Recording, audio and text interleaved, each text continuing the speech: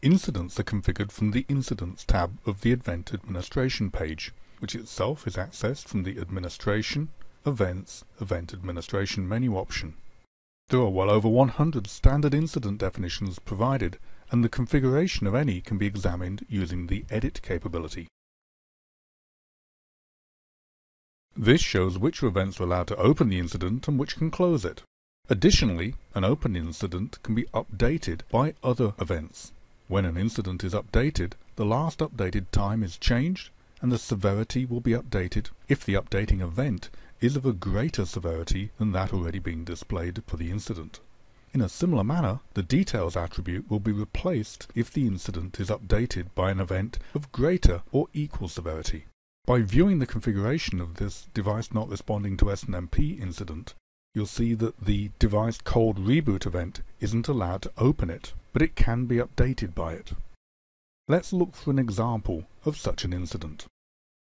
I'm going to display all of the incidents associated with the lab view, regardless of whether they are open, closed, or expired, by creating a new viewing filter. I'll choose the All option and give it a suitable name. This means I can see all of the incidents in all of their different states. I can then sort the list by incident name and locate some device not responding to SNMP incidents. I'm going to select this one, and when I show the details, you can see that the incident was originally opened by an SNMP agent not responding event and most recently updated by a device reboot detected event before the incident expired.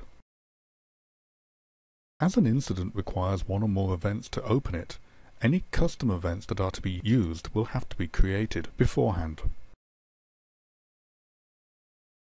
In fact, when creating a new event, the dialog gives you the option to not only create a corresponding closing event, but also to create an incident to be opened and closed by them.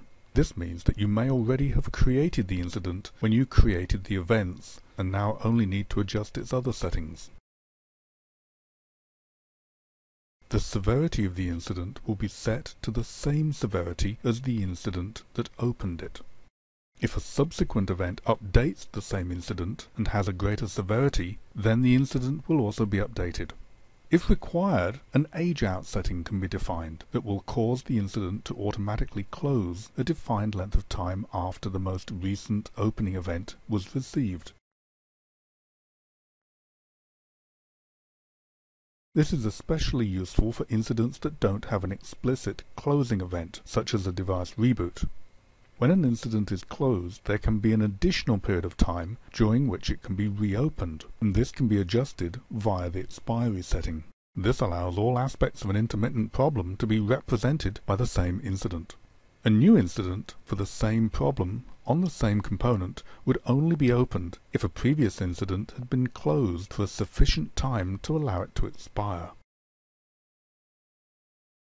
Note that an operator can also force the immediate expiry of an incident when manually closing it by checking this box.